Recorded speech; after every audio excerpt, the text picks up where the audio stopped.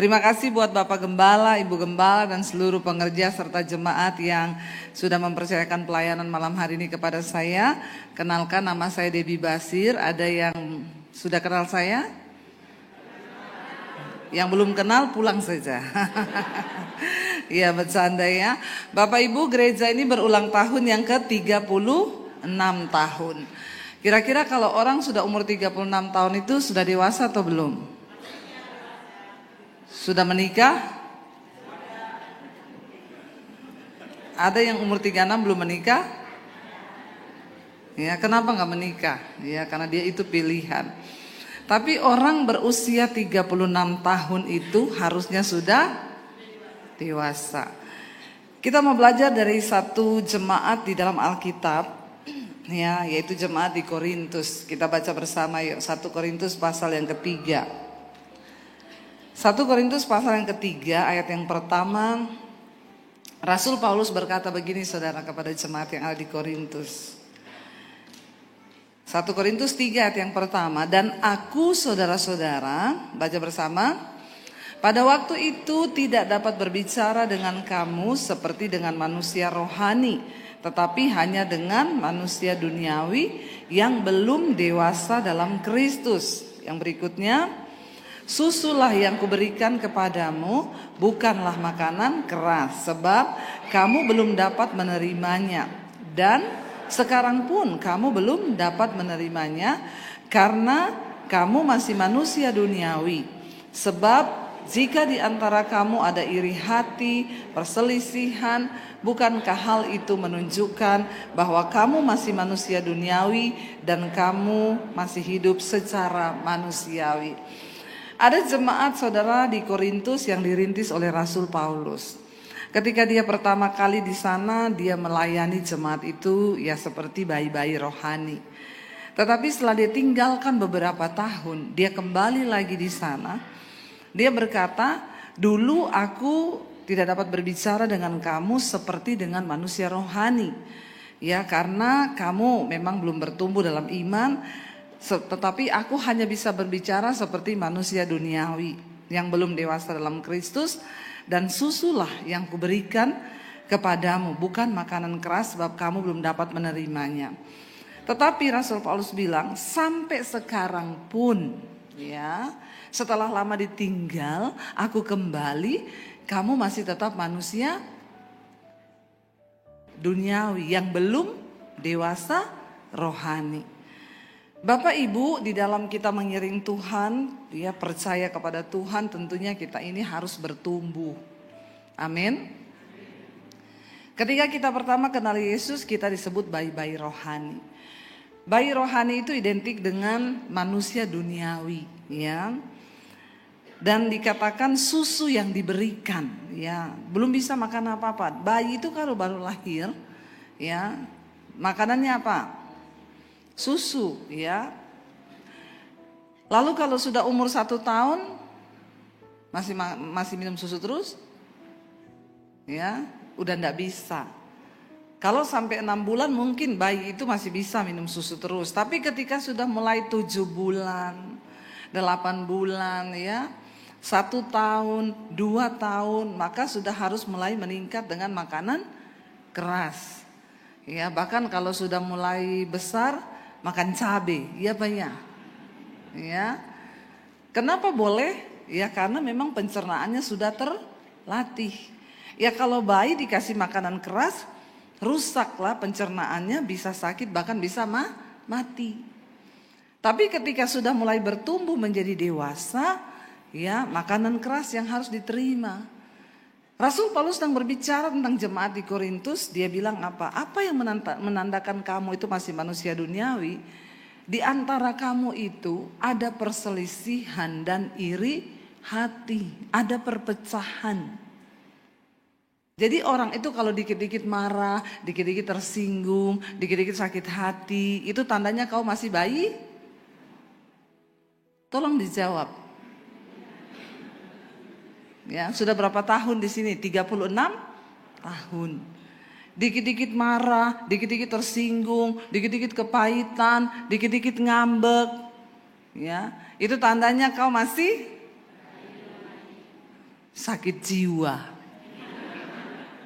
Ya, ketika kita menerima Tuhan Yesus, jiwa kita ini dipulihkan Tuhan. Di dalam jiwa manusia itu ada pikiran, ada perasaan, ada kehendak. Waktu orang pertama berjumpa dengan Tuhan Yesus, dia dibaharui, rohnya itu dihidupkan kembali. Kenapa? Karena waktu kita terjatuh dalam dosa, manusia itu terpisah dengan Tuhan. Tapi ketika Yesus datang, dia memberikan hidupnya, dia darahnya dicurahkan, kita diampuni. Kita akhirnya didamaikan dengan Tuhan. Waktu kita didamaikan dengan Tuhan, kita belajar firman Tuhan. Firman Tuhan mulai mengisi hidup kita. Roh kita hidup, jiwa kita dipulihkan. Pikiran, perasaan, dan kehendak. Itu yang harus dipulihkan. Apa yang menandakan kita ini masih manusia duniawi? Rasul Paulus bilang kalau di antara kamu ada iri hati, ada perpecahan, ada sakit hati, itu masih manusia duniawi yang belum rohani. Siapa yang bergereja di sini dari awal gereja ini berdiri? Tolong angkat tangan, ya. Bapak Gembala enggak usah. Jemaat yang dari awal gereja ini berdiri ada 36 tahun berarti. Dapat sepeda loh di luar. Ambil aja, enggak tahu sepedanya siapa itu, pokoknya ambil di luar yang ada sepeda itu. Bawa pulang aja ya. Enggak ada yang dari awal ya, enggak ada loh Pak. Ya, ini berarti ya ada ya, oh tapi enggak mau angkat tangan. Pakeo. Ya, berarti Anda jemaat setia. Anda layak mendapat bintang. Nanti dikasih hadiah ya Pak ya. 1 porsi bakso Malang. Ya, saudara, ketika kita sudah bertumbuh di dalam Tuhan, maka harusnya hidup kita ini diubahkan. Ya, kita menjadi manusia yang dewasa di dalam Kristus. Siapa yang di sini menjadi Kristen sudah lebih dari 20 tahun? 20 tahun. Yang jadi Kristen lebih dari 20 tahun, angkat tangan. Yang lebih dari 20 tahun.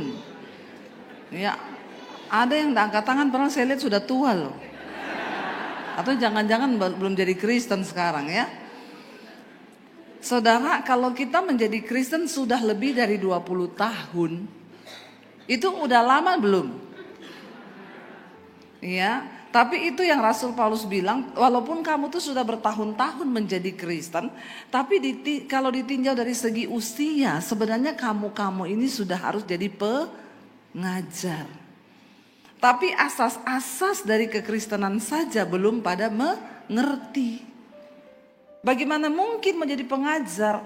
Kita sendiri masih bayi rohani yang kalau tersinggung marah, kepahitan. Di rumah suami istri bertengkar. Angkat tangan yang tiap hari berantem suami istri.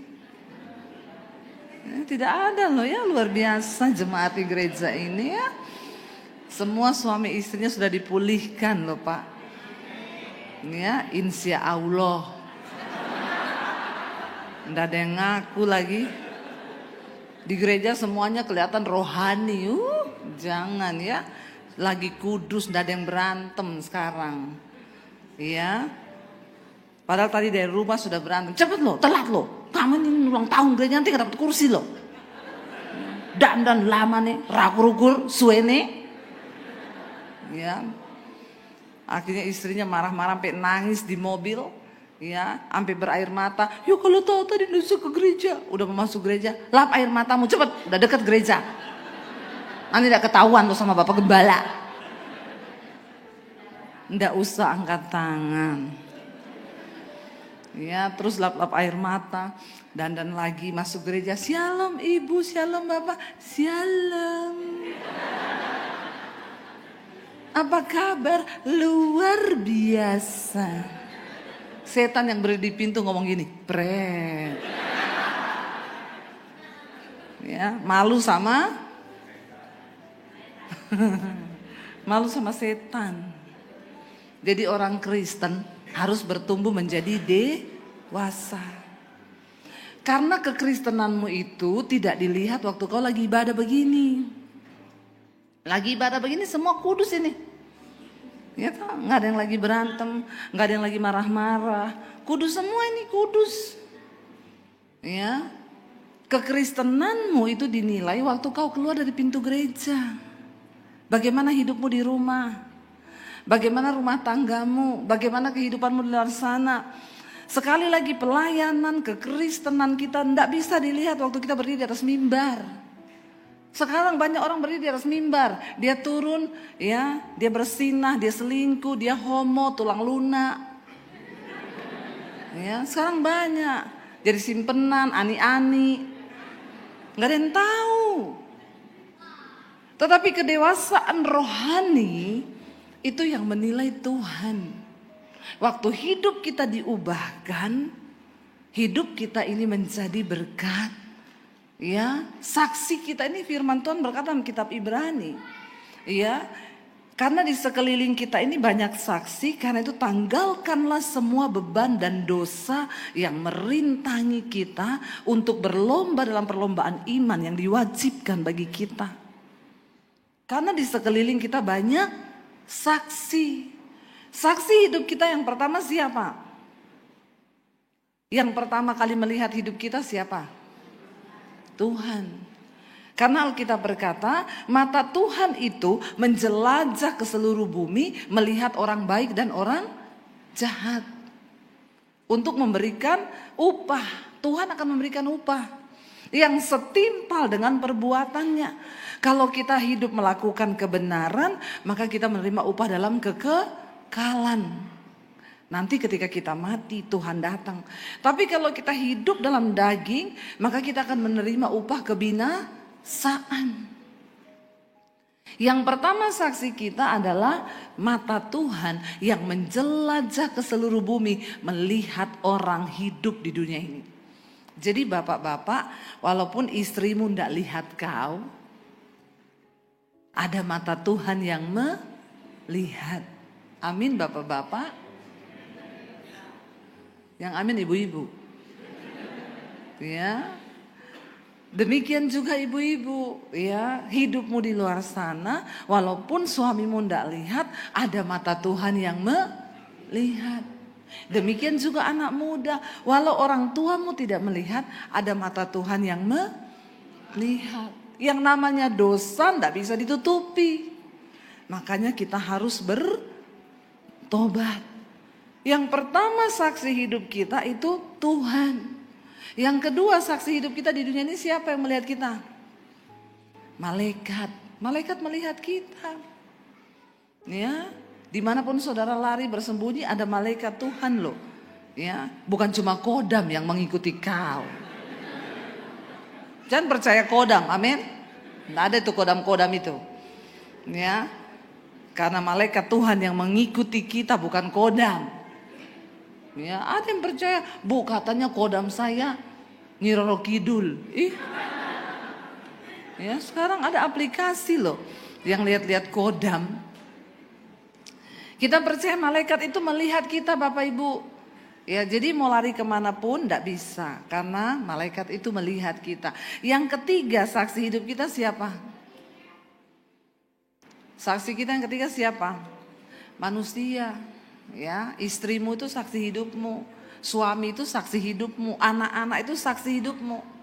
Ya, makanya mau sehebat apapun hidup kita di luar, jangan lupa ada keluarga yang menyaksikan hidup kita di rumah.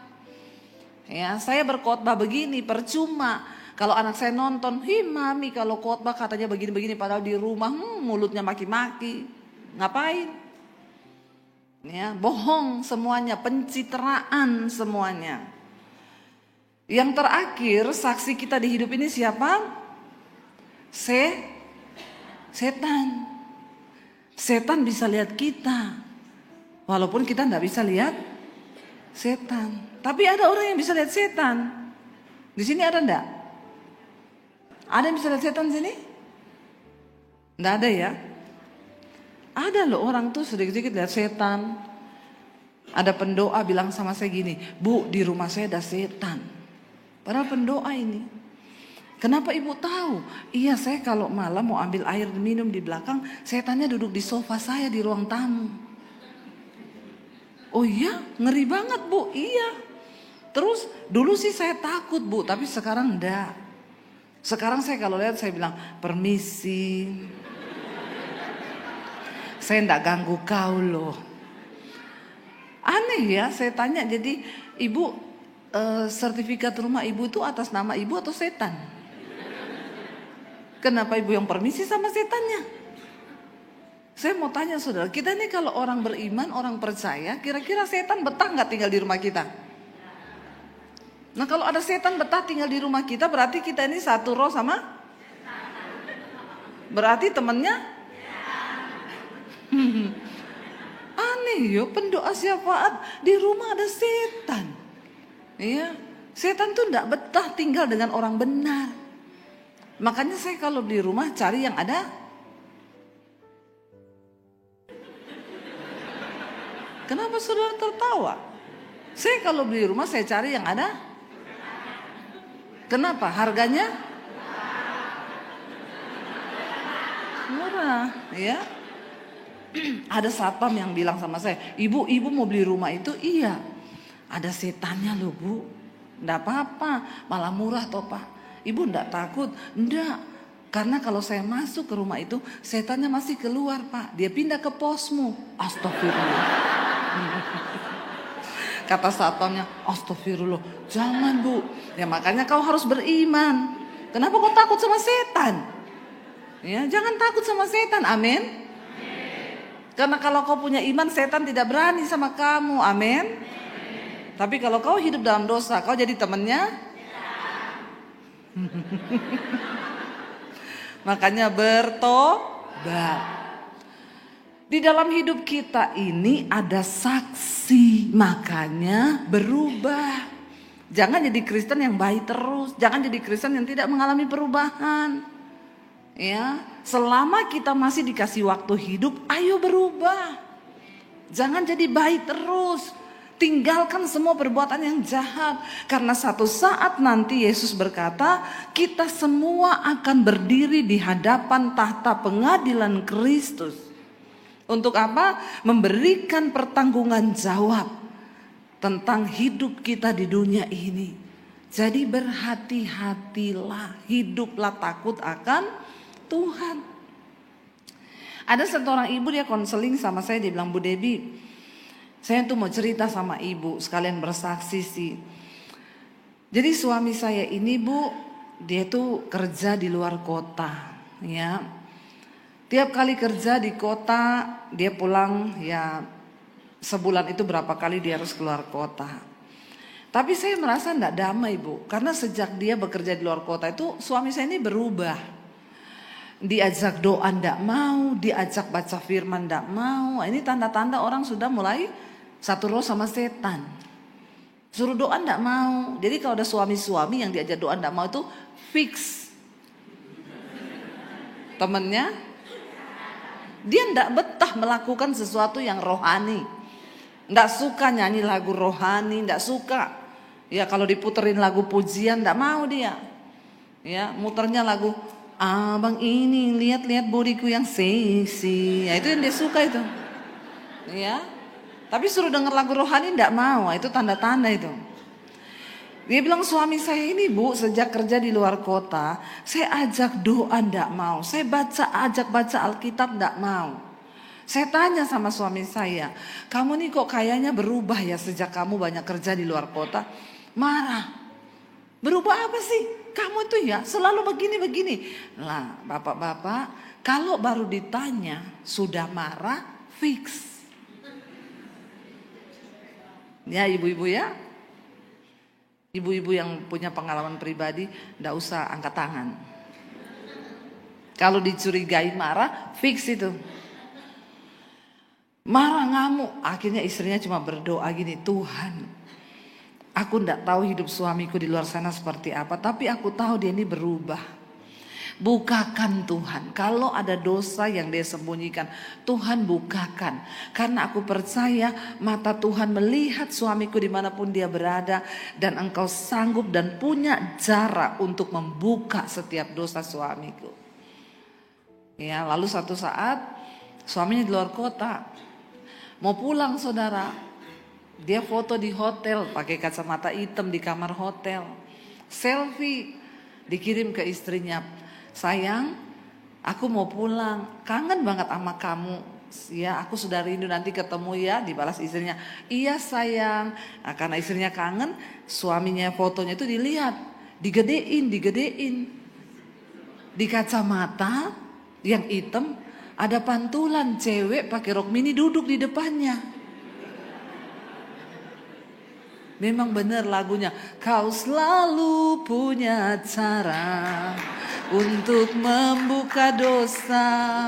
Dia selalu punya jalan. Hati-hati. Ya. Lalu digedein sama istrinya. Kok ada cewek pakai rok mini duduk di depan suaminya. Dia bilang, "Pak, itu ada cewek pakai baju merah duduk di depanmu, siapa?" Terus dia balas, "Kamu tahu dari mana?" "Dari kacamatamu."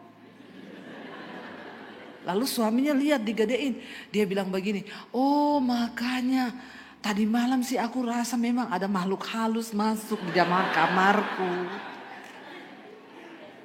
Pintar sekali nih suami begini. Tapi di Malang tidak ada yang begini. Amin. Insya Allah. Ya. Akhirnya saudara, ya, udah dia terbanglah pulang ke kampungnya. Saya yakin itu di pesawat hatinya sudah gundah gulana. Kalau dia pilotnya pasti mau landing, gak jadi landing lagi itu pesawat, terbang lagi. Waktu turun akhirnya istrinya panggil, "Lebih baik kamu terus terang. Ini semua adalah cara Tuhan membuka dosamu supaya kamu bertobat. Karena firman Tuhan berkata, ya, relakanlah hatimu dan bertobatlah jika engkau ditegur oleh Tuhan." Lalu dia nangis di jamaah Tuhan, dia ceritakan semua. Ternyata setiap kali keluar kota, dia pasti panggil perempuan masuk ke hotel. Dia jatuh di dalam dosa. Istrinya bilang, "Aku udah terasa, makanya kamu gak mau doa, gak mau baca firman."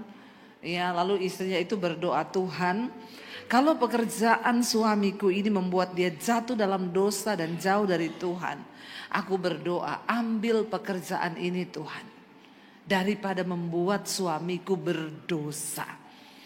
Akhirnya gak berapa lama saudara, suaminya dinyatakan diputus kontrak dari pekerjaan itu. Lalu dia pulang kampung, akhirnya hidup bersama-sama dengan istrinya selama 3 tahun tidak ada pekerjaan.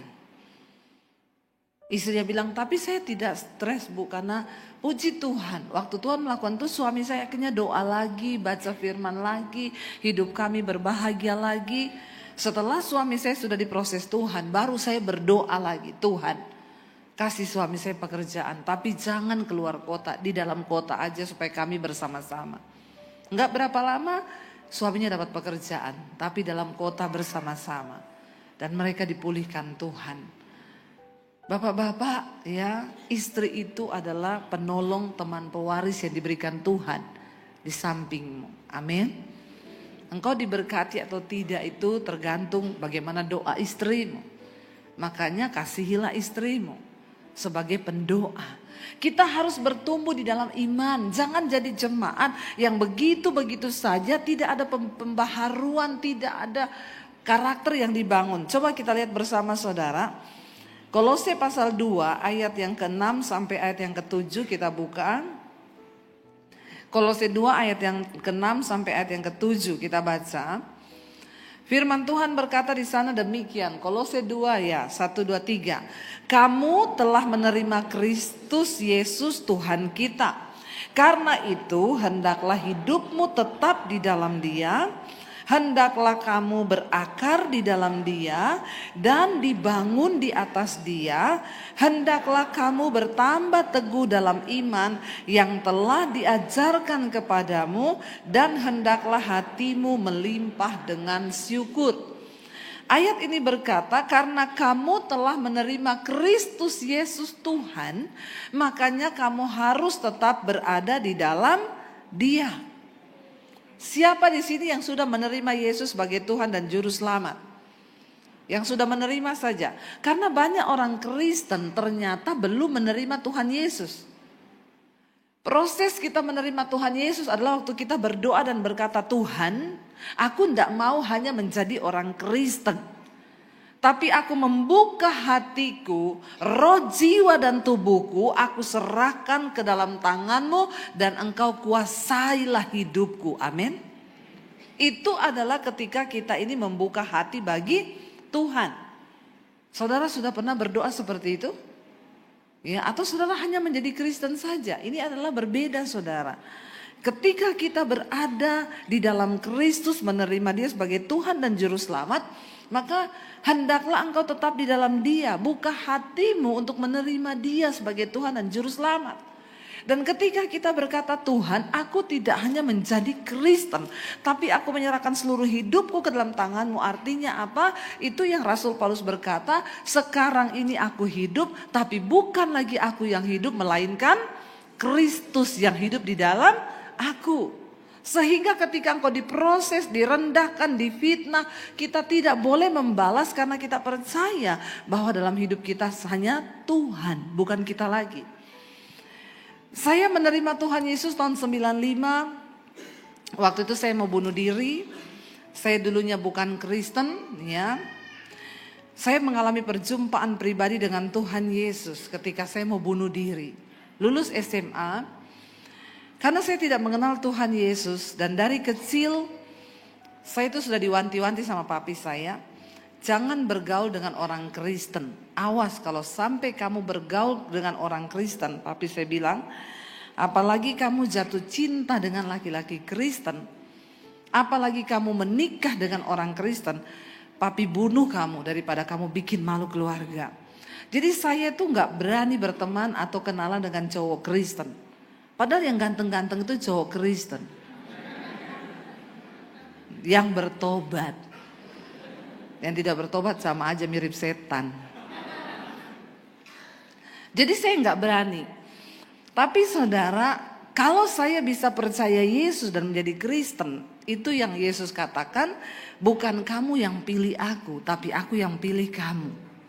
Saya bersyukur Tuhan pilih saya. Waktu saya mau bunuh diri, saya cuma bertanya begini, Tuhan, sebelum aku bunuh diri, aku cuma pengen tahu, ada Tuhan nggak di dunia ini? Kalau ada Tuhan, siapa kau sebenarnya? Sebelum saya bunuh diri, tunjukkan dirimu kepada saya. Itu doa saya waktu saya sudah putus asa, saudara. Saya melakukan dosa, saya hidup dengan hidup yang hancur. Saya dipukuli papi saya dan sebagainya. Saya memberontak. Ya, ketika hidup kita itu udah jatuh, iblis datang mengintimidasi dan dia pengen kita binasa. Lalu iblis bujuk saya untuk bunuh diri. Tapi saya bilang, Tuhan, sebelum saya bunuh diri, saya pengen ketemu yang namanya Tuhan. Siapa engkau sebenarnya yang menciptakan saya di dunia ini? Setiap kita harus mengalami perjumpaan pribadi dengan Tuhan Yesus. Jangan hanya menerima agama karena warisan dari orang tua. Tapi alamilah perjumpaan secara pribadi dengan Tuhan. Karena orang yang berjumpa secara pribadi dengan Tuhan itu awal dari perubahan hidup dan pertumbuhan rohani terjadi di hidupmu. Waktu kita berjumpa secara pribadi dengan Tuhan, Alkitab berkata, ketika Roh Kudus turun atas seseorang, maka Roh Kudus akan menginsyafkan orang itu yang pertama akan dosa, kedua kebenaran, ketiga penghakiman. Malam itu ketika saya berdoa, saya sudah tulis surat buat mami papi saya minta maaf kalau saya bunuh diri. Ini adalah yang terbaik buat saya karena saya tahu tidak ada orang yang sayang sama saya. Saya tulis semua itu, saudara, karena iblis terus mengintimidasi saya. Ya, lagu yang cocok waktu itu, aku terjatuh dan tak bisa bangkit lagi. Iblis bilang, iya betul.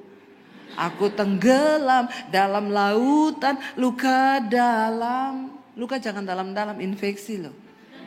Ya, udah gitu, aku tersesat dan tak tahu arah jalan pulang. Pakai Google Map. Ya, kalau kau tidak tahu arah, buka Google Map. Ya, kalau masih ada sinyal. Ya, saya kalau di Jakarta dulu sering nyetir sendiri, nggak tahu jalan, pakai Google Map. Nggak usah dilihat, cuma didengar. Dia bilang 300 meter belok kiri. Di depan ada jalan bercabang, tetap di kiri di jalan bercabang. putar balik 500 meter lagi. Tapi kalau sinyalnya hilang, dia bilang sinyal hilang, Google Map bingung. Lah kalau dia bingung bagaimana kita, saudara? Tapi ada satu hal petunjuk yang tidak pernah hilang sinyal bagi kita manusia dunia ini, yaitu firman. Hidup berjalan sesuai tuntunan firman Tuhan. Hidupmu pasti berbahagia. Karena firman Tuhan berkata, berbahagialah orang yang merenungkan firman Tuhan itu siang dan malam. Sebab dia akan seperti pohon yang ditanam di tepi aliran air, yang menghasilkan buahnya pada musimnya, yang tidak layu daunnya, apa saja yang diperbuatnya pasti berhasil. Itu kuncinya. Renungkan firman itu siang dan malam, saudara. Bertindak hati-hati dengan yang tertulis di dalamnya, maka perjalananmu akan berhasil dan beruntung. Jangan renungkan yang lain. Ketika saya bertobat terima Yesus, malam itu saya mau bunuh diri, gak jadi. Tuhan jamah saya. Akhirnya saya mengalami perjumpaan pribadi dengan Tuhan. Malam itu saya menangis berjam-jam. Singkat cerita, besoknya saya tidak ada pikiran mati, bunuh diri. Yang ada di benak saya cuma saya pengen kenal Tuhan Yesus. Saya cari gereja, saya ibadah, saya pulang. Ya, dulu saya cari gereja, saya pakai baju senam. Dulu saya pelatih senam aerobik, saudara. Percayalah, dulu saya pernah kurus. Nggak usah tertawa mengejek begitu. Ya, jadi saya cari gereja, saya pakai baju senam, saya ibadah, saya balik lagi ke rumah. Seperti itu, saya mulai baca Alkitab. Siapa yang ada dalam Kristus, dia harus berakar dan bertumbuh. Berakar dalam Kristus.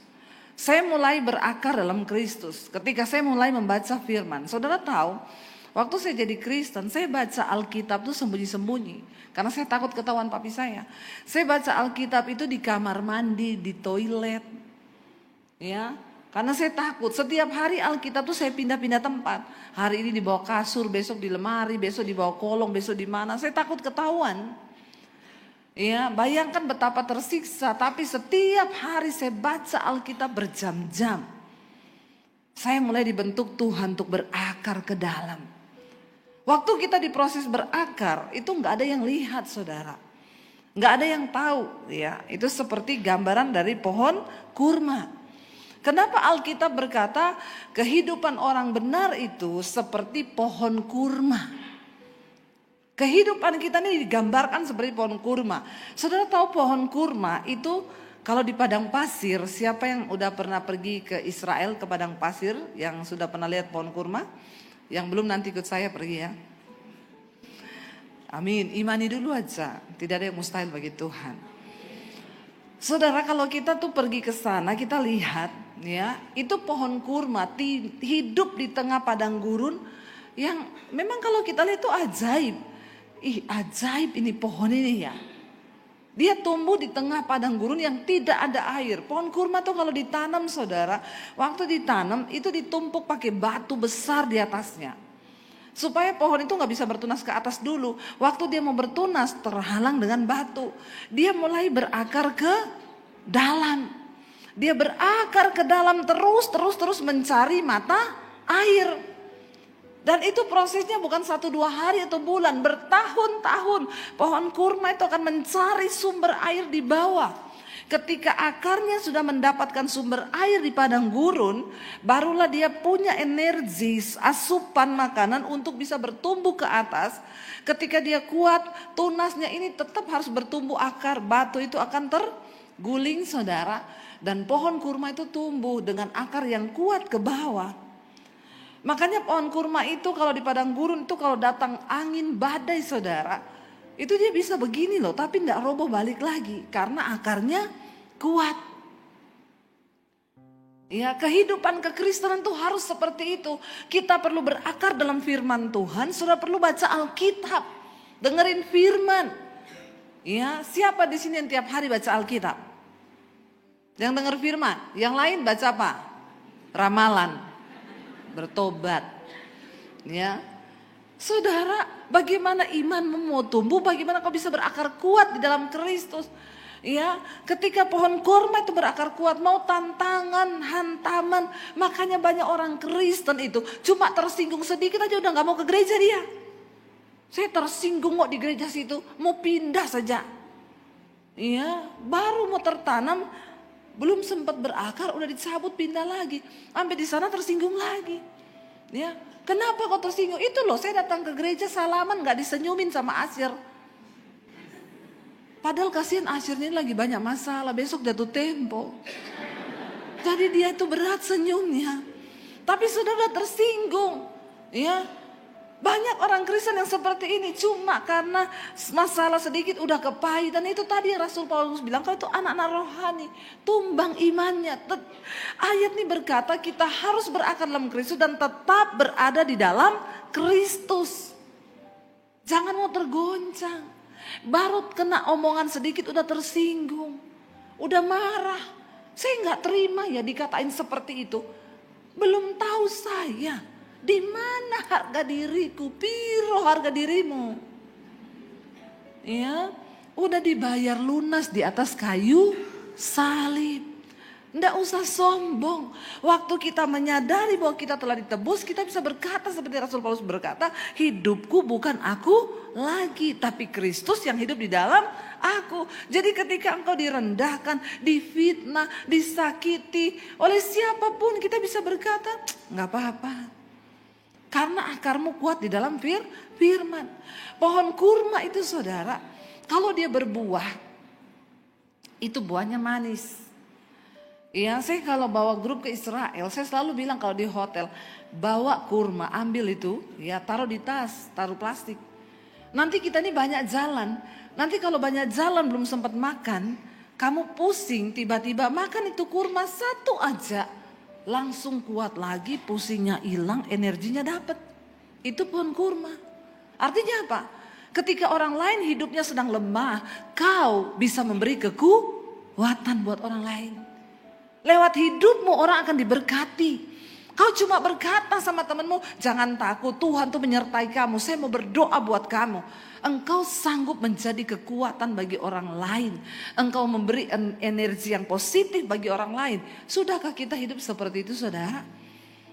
Makanya bukan tanpa sebab Alkitab berkata, hidupmu itu harus seperti pohon kurma. Menjadi kekuatan bagi yang lemah. Jangan orang sudah lemah kau tambah kan jadi lemah.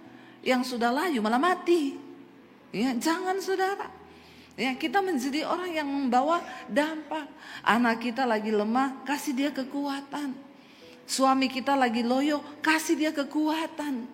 Ya, percaya Pak, ya hidup itu bersama dengan Tuhan, pasti Tuhan kasih kau kekuatan. Jangan takut, jangan lemah imanmu. Ayo kita berdoa. Amin saudara.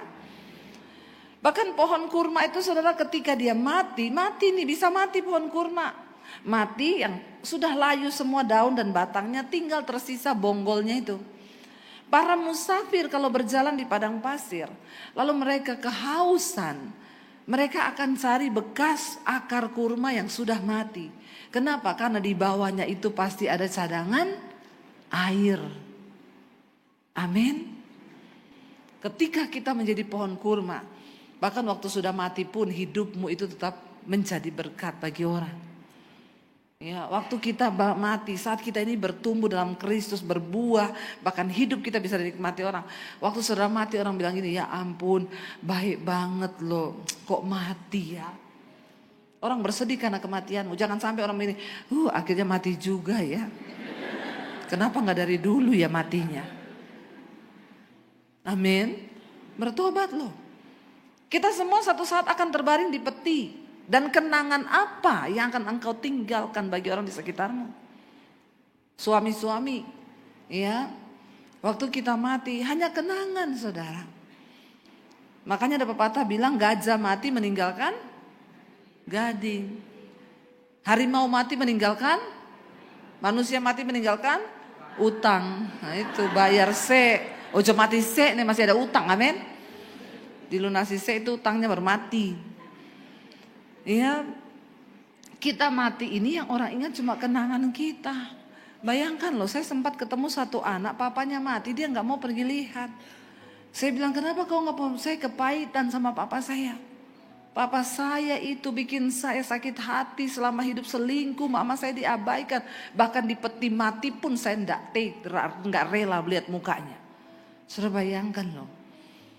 Ingat satu saat kita semua ini akan dipanggil pulang. Kalau saya bilang tentang kematian kita akan dipanggil pulang, jangan melirik sama yang sudah tua loh. Ya, banyak yang melirik sama opa-opa dan oma-oma ini. Kayaknya opa duluan ini. Yang namanya mati itu nggak pernah lihat umur, amin. Sekarang nih yang muda-muda nih di Jakarta, nggak tahu kalau di sini, anak-anak umur 20 belasan ke bawah sudah kena diabetes. Ya. Bahkan banyak yang kena stroke sekarang. Umur 20-an. Kenapa? Pola hidup, tidur begadang, main HP, minum boba-boba segala macam yang manis-manis mereka minum, makanan-makanan instan yang mereka makan, ya, makanan-makanan siap saji itu meracuni. Jadi kasihan generasi-generasi ini yang muda-muda ini bertobat ya. Banyak sekarang saudara anak-anak muda udah cuci darah, ya, ada baru lulus kuliah udah kena stroke umur 21 tahun. Sekarang banyak sekali kasus ini, bahkan banyak yang meninggal. Ya, malah banyak opa-opa yang umur panjang. Ya, opa langsung amin ya. Ya, mau hidup sampai umur berapa opa? Tapi jangan terlalu panjang juga. Nanti sulit loh. Saya ketemu satu ibu ya. Dia umur 105. Di Jakarta.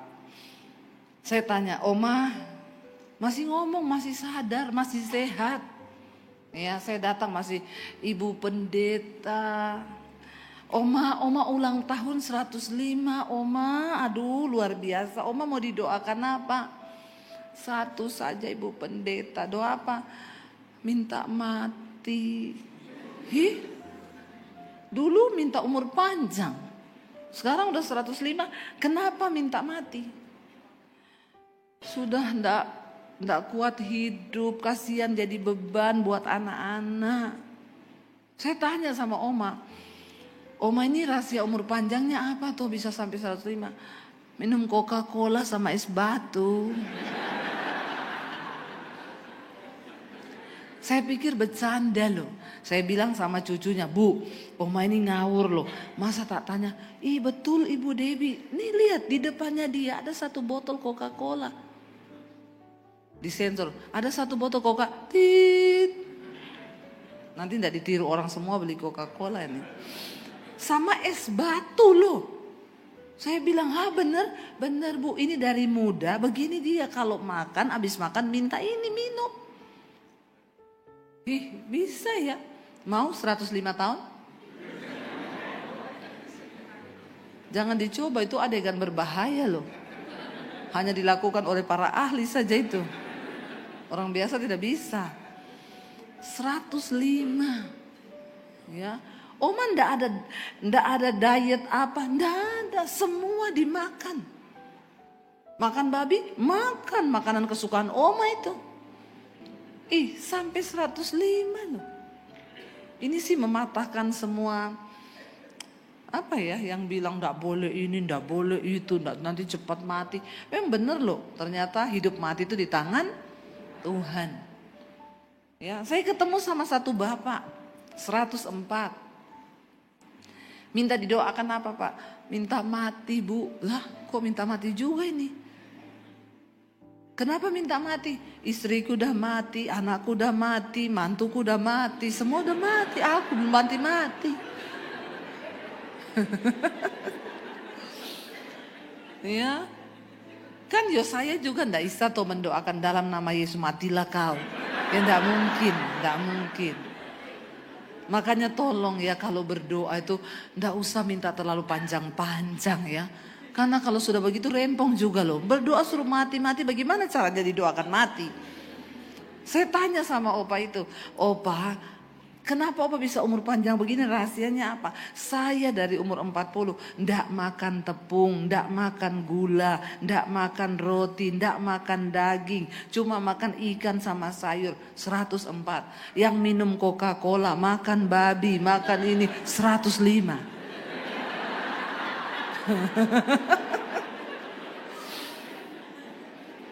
Jadi yang mana? Silakan saudara pilih sendiri. Ini kisah nyata loh, bener loh. Ya, tapi pada akhirnya dua-dua minta. Maka jangan terlalu panjang-panjang. Hidup ini bukan soal panjang atau lamanya umur kita. Tapi apakah hidup kita ini berdampak dan kita melakukan kehendak Tuhan atau tidak? Yesus itu umurnya tidak panjang. Karena memang dia lahir hanya untuk menggenapi kehendak Bapa bagi dunia, amin. Bukan soal panjang atau tidak. Ya, tapi mari kita berdoa, Tuhan, selama Engkau beri aku waktu hidup di dunia ini, aku mau hidup bagi kepentingan Tuhan. Itu kedewasaan rohani. Anak-anak muda, Tuhan, kalau aku mau menikah, aku menikah untuk kepentingan Tuhan, amin. Yang muda saja bilang amin, yang tua sudah terlanjur menikah, tidak usah bilang amin. Ya. Jadi kalau yang muda-muda kau tahu kau mau cari pacar yang seperti apa, ya carilah yang untuk menggenapi kehendak Tuhan. Jangan kau pacaran sama yang masih merokok, masih mabuk, masih judi. Ya, jangan. Tapi kaya loh Bu Debbie. Cinta itu bukan soal kaya. Dia jawab lagi, kalau aku sih mending menangis di atas Mercy daripada nangis di atas beca. Kau mata duitan sekali kau. Biar di atas Mercy kalau nangis ngapain? Ya. Mending hidup di dalam kehendak Tuhan. Kita berdoa hari ini saudara, supaya hidup kita ini menggenapi kehendak Tuhan. Ketika saya bertobat, saya baca Alkitab, hidup saya diubahkan. Tuhan ubahkan semuanya, karakter saya. Dulunya tukang marah, saya berubah. Dulunya pelit, saya jadi pemurah. Dulunya paling malas, saya jadi paling rajin di rumah. Karena saya mengalami perjumpaan pribadi dengan Tuhan. Sampai ketika ketahuan keluarga saya mengaku sama papi saya bilang, papi saya mau minta izin, mau kemana? Saya mau ke gereja. Kaget dia marah, kamu sudah gila ya? Oh makanya, benar ini penyebabnya. Makanya akhir-akhir ini papi lihat kamu berubah jadi aneh. Memang semua orang yang berjumpa dengan Tuhan Yesus pasti akan jadi.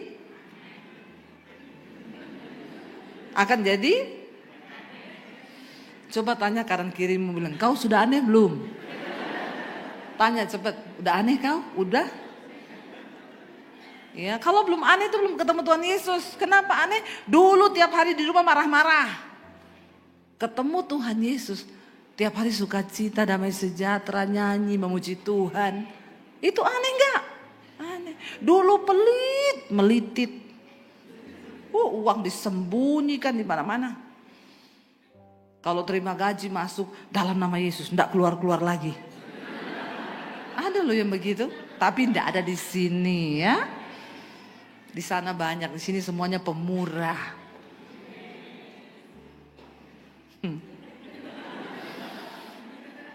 Berubah, dulu pelit. Kalau ke pasar enggak usah nawar. Orang Kristen beli sayur, berapa sayurnya Bu? 5.000. Larang tolong Saudara, please ya, kau pakai kalung salib lagi besar.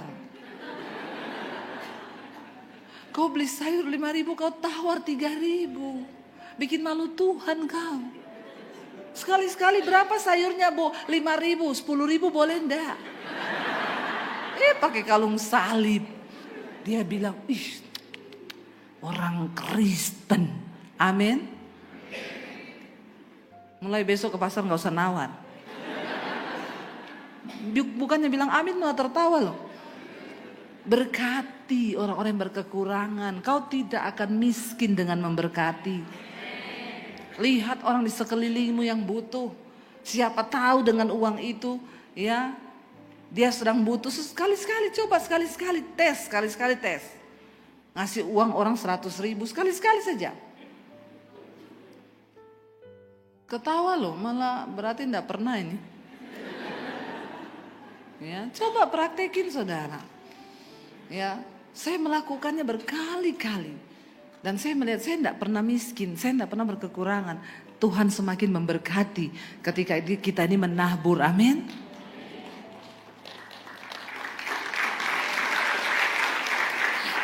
Salah satu juga kedewasaan jemaat. Ya, dulu ke gereja ngasih kolektor 5.000. Sekarang ngasih 2.000, Bu. Bertobat. Ya, tanda kedewasaan rohani juga tuh dilihat ketika engkau belajar untuk memberi, belajar untuk menabur, ya. Banyak orang, di luar gayanya hebat, makan ngopi berani. Tapi kalau ke gereja, tuker uang dulu. Nggak usah angkat tangan, pengalaman pribadi. Saya tuh loh di Jakarta naik Grab, saya bayar cash waktu itu, naik taksi. Dia kasih saya uang recehan 2.000-an. Bu, saya kasih uang receh ya. Ih Pak, kenapa saya dikasih uang receh? Ibu mau ke gereja toh? Orang Kristen itu bukan naik taksi minta tukeran 2.000-an katanya buat kolektor. Sampai supir taksi tahu loh, bertobat memang. Bertobat. Lo biasa orang Kristen kalau ke gereja minta tukerannya uang kembalian ribuan, 2.000, 1.000. Katanya yang paling kecil aja Pak. Ya kenapa? Buat ngasih kolektor. Bilang kanan kirimu bertobat. Ya, belajar saudara, menghormati Tuhan.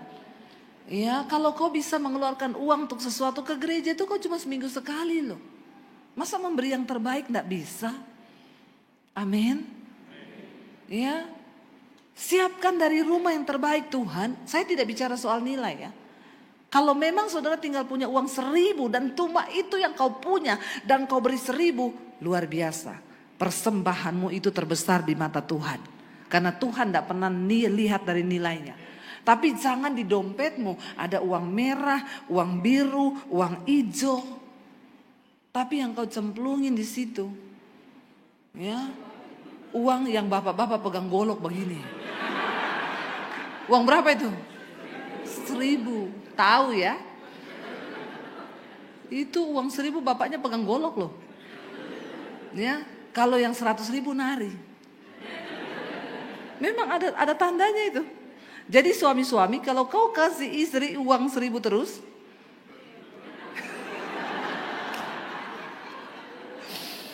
jangan heran nanti istrimu pegang sesuai nilai uang. Tapi kalau kau kasih yang merah, istrimu tiap hari, ibu-ibu semangat. Nggak usah tepuk tangan, dasar mata duitan nih ibu-ibu ini. Ya kalau ngomongin kolektor nggak ada yang tepuk tangan loh. Giliran kasih istri tepuk tangan semuanya. Bertobat. Saudara kalau dalam hal uang kita ini tidak jujur sama Tuhan. Kita tidak bisa dipercaya. Maka Tuhan tidak bisa memberkati kau. Ini saya sudah melihat dengan mata dan saya sudah mengalami. Kita harus benar dulu dalam hal uang. Terutama yang pertama suami istri dalam keluarga. Jangan ada uang sial antara kita. Amin. Satu kali istrinya bilang, "Pah, ini uang apa? Di mana?" Di bawah rak buku yang kelima dalam amplop warna kuning ditumpuk di situ, diuyak-uyak di dalam. Bapaknya bilang, "Uang sial itu." "Kenapa kau bilang uang sial?" "Sudah disembunyikan, kau temukan juga." Sial banget. Ya, makanya bapaknya konseling sama saya, "Bu, saya ini menikah sama istri yang pinter cari uang." Biasanya kan laki-laki suka menikah sama istri yang pinter cari uang tuh. Tapi istri saya ini saking pinternya, Bu, semua dia temukan uang saya. Di kaos kaki dia dapat. Di bawah kolong dia dapat. Bapak ibu, kita ini menikah berumah tangga, uang itu kita harus jujur, ya. Karena Tuhan bilang gini, kalau dalam hal mamon yang tidak jujur saja kau tidak dapat dipercaya, apalagi dalam hal berkat Tuhan yang besar. Suami istri harus sehati sepakat. Uangmu, uangku, uangku. Bertobat ini ya, sesat semuanya ini ya. Dalam rumah tangga itu uangmu, uangku, uangku, uangmu. Kuku terus loh. Iya, jadi kita harus saling terbuka. Suami istri harus saling tahu duitnya.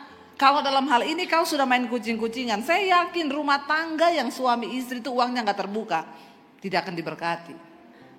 Percaya saya. Dalam hal uang saja kau tidak terbuka. Ada lagi yang suaminya itu PIN ATM-nya istrinya nggak tahu. Nggak usah angkat tangan. Saya suruh Pak Pendeta baptis ulang kau. Direndam 15 menit. Biar buka mata langsung di rumah Bapak di sorga. Ngeri loh, ngeri. Ada. Istrinya enggak tahu PIN ATM-nya suaminya. Sampai pernah ada kejadian suaminya mati mendadak serangan jantung. Istrinya itu mau urus peti, mau urus apa, enggak bisa ambil uang. Karena enggak ngerti PIN-nya. Ini kan mengerikan. Kita harus saling terbuka. Saya sama suami saling tahu. Ya, suami pegang kartu ATM-nya, saya pegang mobile banking-nya. Cukup adil ya. Jadi dia mau kemana aja, bawa aja kartunya. Dia gesek, dia pakai, kan ada laporan di sini. Muncul ting, tadi ini di mana? Ya, tapi hati-hati di Jakarta. Ada bapak-bapak, tiba-tiba istrinya buka mobile banking, ting, ada pengeluaran 15 juta Holy Wing. Dia tanya, "Pak, ini Holy Wing apa ya?" Gereja baru. Nggak usah tepuk tangan. Kau ngerti nggak apa itu Holy Wing? Sayap kudus. Itu gereja baru buka di PIK. Padahal dugem, dunia gemetar. Jadi kita harus sehati. Sebagai anak Tuhan, ya, orang yang bertumbuh dewasa itu dia bisa dipercaya. Dalam karakter, dalam keuangan, semua bisa dipercaya. Lalu saudara, ketika saya menerima Tuhan Yesus, hidup saya diubahkan. Tahun 95 saya terima Yesus, 96 ketahuan keluarga saya diusir dari rumah. Papi saya bilang, kalau kamu pilih Yesus, keluar dari rumah, jangan anggap kamu punya keluarga. Tinggalkan rumah ini. Dan kalau kamu pergi dari rumah, jangan bawa ijazahmu. Saya mau lihat Yesus kasih makan kamu pakai apa. Saya tinggalkan rumah tanpa bawa ijazah. Enggak tahu mau kemana. Saya tinggalkan kota Poso, saya menuju kota Palu. Dan di sana saya tinggal di kos-kosan sepupu saya. Untuk bisa numpang makan, saya cuci baju anak kos, saya nyapu, saya nyetrika. 1 tahun Tuhan proses saya. Lalu saya masuk sekolah Alkitab di Makassar. Saya melihat saudara yang tadinya tidak ada pengharapan. Saya keluar dari rumah dengan tangan kosong, tidak bawa ijazah. Secara manusia saya memulai hidup dari minus bersama Tuhan. Tapi hari ini saya mau bersaksi sama saudara. Apa yang dulu pernah hilang, sekarang Tuhan kembalikan berlipat kali ganda di dalam Yesus. Karena bagi Tuhan tidak ada perkara yang mustahil. Asal kita mau sungguh-sungguh percaya, asal kita mau sungguh-sungguh berharap, asal kita mau sungguh-sungguh berserah kepada Dia. Saya mau berkata hari ini, apapun keadaanmu saudara, biarlah kita tetap berada di dalam Kristus. Jangan mau digoncangkan, jangan mau digoyahkan, tetap beriman dan percaya. 36 tahun bukanlah waktu yang singkat. Harusnya jemaat ini sudah bisa membawa jiwa-jiwa datang ke tempat ini. Ayo saudara, menangkan kota ini bagi Kristus. Di sekelilingmu begitu banyak jiwa yang membutuhkan uluran tanganmu. Bawa mereka untuk kenal dengan Tuhan lewat kehidupan kita. Saya undang para imam musik maju ke depan. Biarlah hidup kita ini boleh berdampak. Biarlah hidup kita boleh menjadi terang bagi banyak orang. Kita mau berkata, Tuhan, apapun persoalan yang aku hadapi, aku mau tetap di dalam Kristus. Kita nyanyikan pujian sekali Yesus, selamanya Yesus. Kita mau bilang pada Tuhan, dalam segala keadaan kami Tuhan. Kami mau tetap percaya dan tinggal di dalam Engkau. Mari bangkit berdiri bersama saudara.